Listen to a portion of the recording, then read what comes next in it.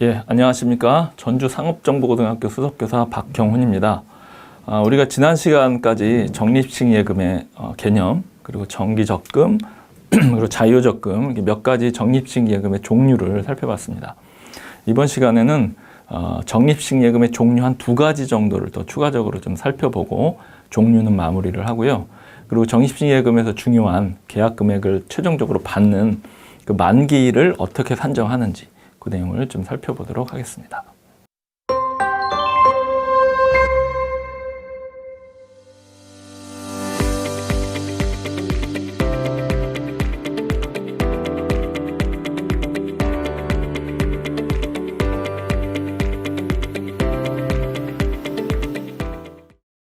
자, 먼저 이제 적립식 예금 종류인데요. 재형저축이라는 것이 있습니다.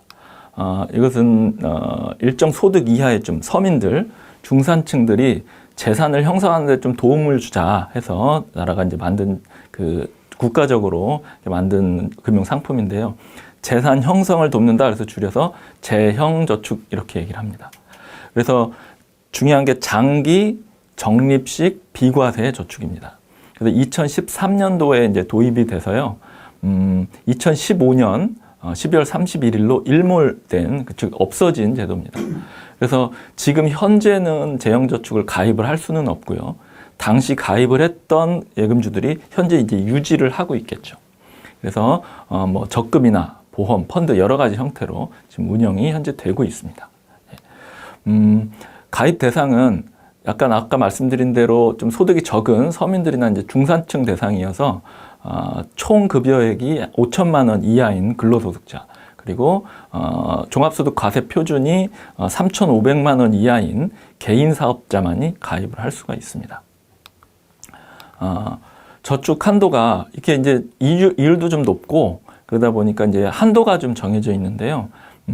분기당 300만 원 이내로 이렇게 돼 있습니다. 그러다 보면 이제 한 달 정도로 치자면 한 100만 원 정도 이렇게 되겠죠. 그래서 한 달에 10,000원 이상씩 납입을 해서 분기당 300만 원 한도로 가입을 할 수 있습니다.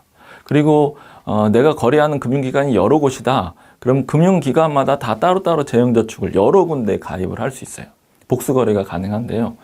이제 여기서 좀 조심해야 될 것은 아까 한도가 300만 원이라고 말씀을 드렸잖아요. 그러면 내가 여러 은행에 재형저축을 가지고 있다. 그러면 각각 한도가 300만 원이 되는 것이 아니라 그 은행의 한도들을 합쳐서 300만 원까지 이렇게 가입을 할 수 있도록 하고 있습니다. 그래서 계약 기간이 아까 장기 적립식 비과세라고 그랬잖아요. 그래서 기간이 조금 깁니다. 원칙이 7년 기본으로 돼 있어요. 그래서 7년 동안 분기별로 300만 원 이내로 이제 쭉 이렇게 납입을 하는 건데 한 번에 한해서 연장을 할 수가 있습니다. 그래서 나는 1년만 연장하고 싶다. 그러면 이제 8년이 되는 거고요. 나는 2년 연장하고 싶어. 그럼 이제 9년이 되는 거죠. 그래서 한 번 3년까지 할 수 있어요.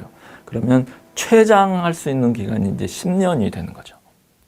그런데 이제 아까 말씀드렸던 것처럼 뭐 소득이 5천, 종합소득 과세 표준이 3,500 이런 식으로 어느 정도 이 정도 있는 사람이 7년 동안 가입을 하는데 이것보다 좀 더 좀 소득이 적다. 조금 더 열악한 환경에 있다라고 할 수 있는 뭐 총급여 2,500만 원 이하인 근로자라든지 종합소득 과세 표준이 1,600만 원 이하인 개인 사업자 또는 이제 고등학교를 졸업하고 중소기업에서 직장 생활을 하고 있는 사람들, 이런 사람들에 대해서는 기간을 좀 단축해서 가입을 할 수 있도록 해줍니다. 그래서 3년으로 할 수 있게 해주죠. 그러니까 너무 기간이 길다 보면 이제 이 형편이 어려운 근로소득자들이 중간에 이렇게 중도해지를 하는 확률이 높아지거든요. 그래서 조금 더 열악한 근로자들이나 사업자들에게는 3년으로 가입을 할 수 있도록 이렇게 열어놓고 있습니다. 다음은 이제 이 재형저축의 이율 적용인데요. 앞에서 우리가 봤던 자유적금이나 정기적금처럼 건별로 입금한 그 금액별로 기간을 계산해서 이자를 계산하는 방식은 똑같습니다. 별 다르진 않고요. 이렇게 이자를 적용하는 방법이 재형저축은 2가지가 있는데요. 첫 해 3년 동안은 딱 정해진 고정금리를 주다가 그 이후는 변동되는 대로 따라가는 이런 혼합형이 있고요. 아니면 처음에 가입한 약속했던 그 약정 이자율대로 끝까지 7년 동안 가는 고정형이 있습니다. 그런데 지금 2013년 이후로 이자가 크게 뭐 오르거나 그러진 않았어요. 오히려 떨어졌으면 떨어졌지. 그래서 아마 당시에 혼합형보다는 고정형으로 가입한 그 사람들이 훨씬 더 유리하지 않을까 하는 생각을 합니다. 이제 이자와 관련된 원천징수 부분인데요. 보시면 농어촌 특별세 1.4%를 과세합니다. 근데 여기서 조금 의문이 나는 사항이 하나 있어요. 제가 제일 처음에 오늘 처음 시작할 때 재형저축 설명을 하면서 장기 적립식 비과세 상품이라고 말씀을 드렸습니다. 우리가 이제 비과세라고 얘기를 하면 세금을 전혀 매기질 않는 거거든요. 그런데 여기 보시면 농어촌 특별세를 1.4%를 부과를 합니다. 그럼 이거는 비과세가 아니지 않은가? 이런 의문이 좀 생길 수가 있습니다. 네, 맞습니다. 2013년도에 재형저축이 처음 이렇게 생겨날 때 비과세라고 홍보를 하면서 정부에서 이제 이 부분을 얘기를 안 했던 거죠. 1.4%의 농어촌 특별세, 농특세를 부과한다는 거를. 우리가 예전에 예금 상품 세일즈 학습 모듈을 배우면서 거기에 세금의대 종합상품을 배웠었거든요.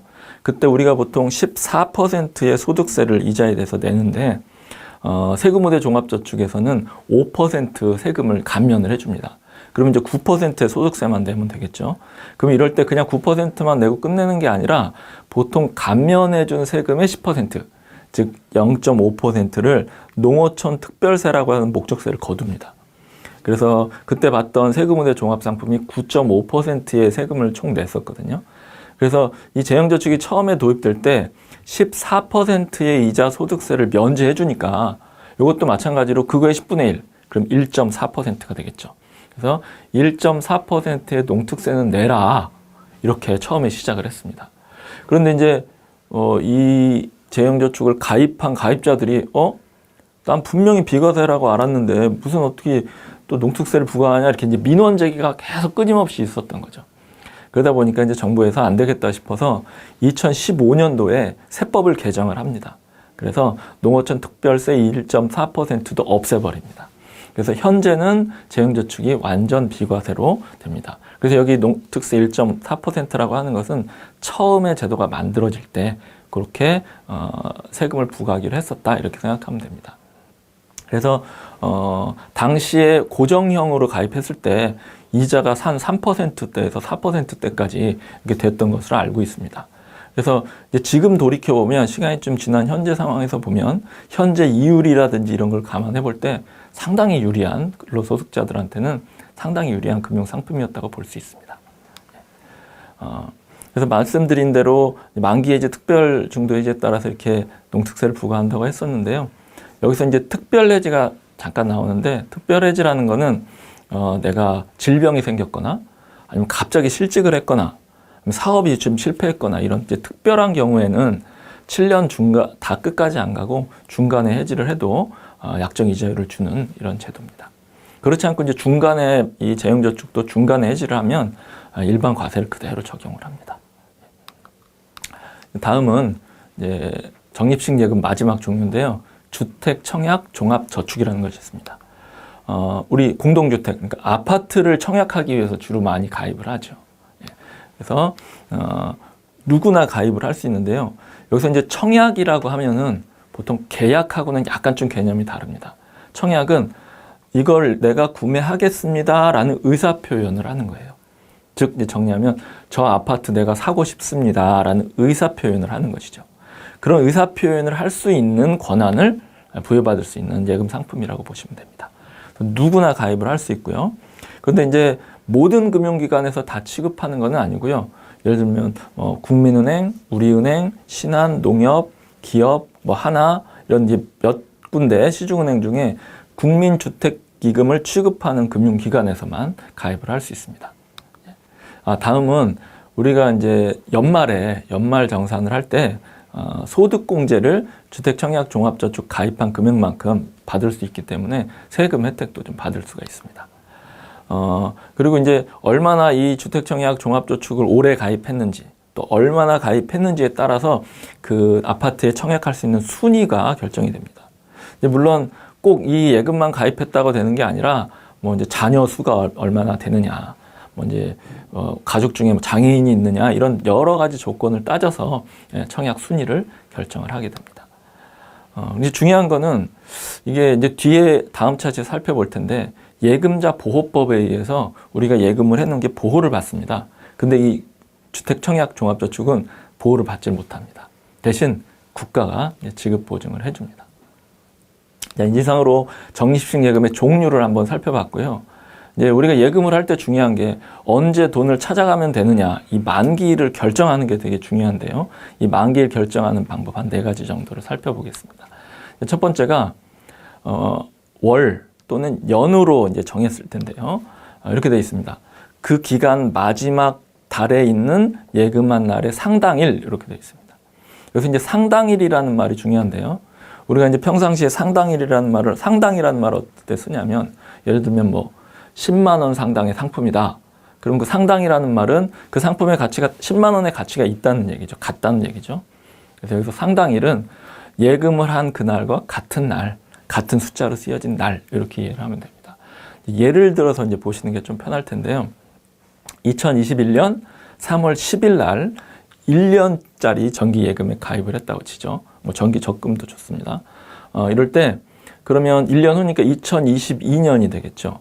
그럼 3월입니다. 똑같이. 그럼 그날과 같은 상당일, 그러니까 똑같은 날 10일이 되는 겁니다. 뭐 어렵지 않습니다. 그렇죠? 근데 이제 두 번째는 이러한 상당일이 없는 날이 있습니다. 똑같은 날이 있으면 그냥 자연스럽게 정하면 되는데 어떤 경우에 이런 상당일이 없을까요? 이것도 한번 예를 들어서 한번 보겠습니다. 이제 이런 상당일이 없을 때는 그달 말일을 이제 정하는데요. 예를 들면 21년 3월 31일 날 뭐 한 달짜리 정기예금을 가입을 했다. 그러면 4월이 되겠죠. 그럼 4월의 상당일은 4월 31일이 돼야 됩니다. 그런데 4월에는 31일이 없죠. 30일까지밖에 없잖아요. 이런 경우에는 말일인 30일로 만기를 정하게 됩니다. 또 한 가지 경우가 더 있을 수 있습니다. 그러니까 2월이 29일이 있는 달이 있고 28일이 있는 달이 있죠. 그래서 이제 제가 기억에 2020년 그때는 이제 2월 29일까지 있었던 거를 기억을 해요. 그래서 2020년 2월 29일에 뭐 예를 들면 1년짜리 정기예금을 가입을 했다. 그럼 이제 내년 2021년은 또 2월 29일 상당일이 돼야 되는데 올해는 2월 28일까지밖에 없죠. 이런 경우에는 그냥 29일로 하지 않고 그 말일 28일로 만기를 정합니다. 세 번째 경우는 날짜로 만기일을 정하는 겁니다. 월연이 아니라. 이럴 때는 예금한 날 그 다음 날부터 기산한다 이렇게 돼 있는데 기산이라는 말은 다음 날부터 포함해서 계산한다 이런 의미입니다. 예를 들면 2021년 3월 31일 날 뭐 예를 들면 열흘짜리 정기예금에 가입을 했다고 하면 그 다음 날이죠. 4월 1일부터 계산을 하는 겁니다. 그래서 4월 1일, 2, 3, 4, 5, 6, 7, 8, 9, 10 해서 4월 30일 딱 그날이 만기일이 되는 겁니다. 만기일은 예금한 날을 포함하지 않고 그 다음 날부터 한다는 거. 그걸 좀 조심하시고요. 이제 마지막은 그 만기일이 공휴일이다. 그럼 은행이 문을 열지를 않죠. 찾으러 갈 수가 없습니다. 그럴 때는 어떻게 하냐? 그 다음 영업일이 됩니다. 여기서 영업일은 은행이 문을 여는 날을 얘기합니다. 그렇게 되면 문제가 뭐가 되냐면 하루가 됐든 뭐 추석 연휴다. 그래서 며칠이 지났다. 그럼 이 지난 것만큼에 대해서는 어떻게 하냐? 요거에 대해서는 만기 이자율로 계산해서 하루가 됐든 이틀이 됐든 은행이 이자를 계산해서 지급을 해줍니다. 자, 이렇게 우리가 만기일 산정하는 방법 4가지를 살펴봤는데요. 이 만기일 산정하는 거랑 비교해서 조금 해봐야 될 게 뭐냐면 불이기간을 산정하는 방법입니다. 불이기간이 뭐냐면 이자를 계산하는 기간, 언제부터 언제까지 이자를 줄 것이냐. 이것도 이제 날짜를 계산을 해야 되는데요. 먼저 불이기간 계산하는 걸 한번 보겠습니다. 불이기간은 예금을 내가 입금한 날부터 이자를 계산을 해요. 그림으로 나타내면 이렇습니다. 입금한 날부터 출금한 날까지 이렇게 보면 입금한 날을 포함해서 출금한 전날까지 이자를 계산합니다. 그래서 제가 이제 그림에 입금일은 좀 진하게 칠해놓고 출금일은 제가 비워놨죠. 그래서 이자 계산은 출금일이 포함되지 않습니다. 그런데 금방 본 것처럼 만기일 계산은 입금한 날은 포함하지 않아요. 그 다음 날부터 시작해서 쉬어서 출금하는 날까지 포함된 그날이 바로 만기일이 됩니다. 그래서 이 개념을 약간 좀 구분해 줄 필요가 있고요. 근데 사실 이게 두 가지가 전혀 다른 게 아니라 출금한 날부터 이자를 출금 전날까지 계산해서 만기일인 출금하는 날 돈을 빼간다. 자연스럽게 이렇게 이어지죠. 그래서 서로 약간 다른 개념이지만 이게 자연스럽게 접목이 돼서 만기일에 원금과 이자를 찾아갈 수 있는 그런 상황이 됩니다. 자, 이번 시간에는 적립신계금 종류 몇 가지 추가로 살펴보고 만기일을 계산하는 방법을 봤습니다. 다음 시간에는 약간 방향을 바꿔서 예금자 보호제도에 대해서 한번 살펴보도록 하겠습니다. 예, 수고하셨습니다.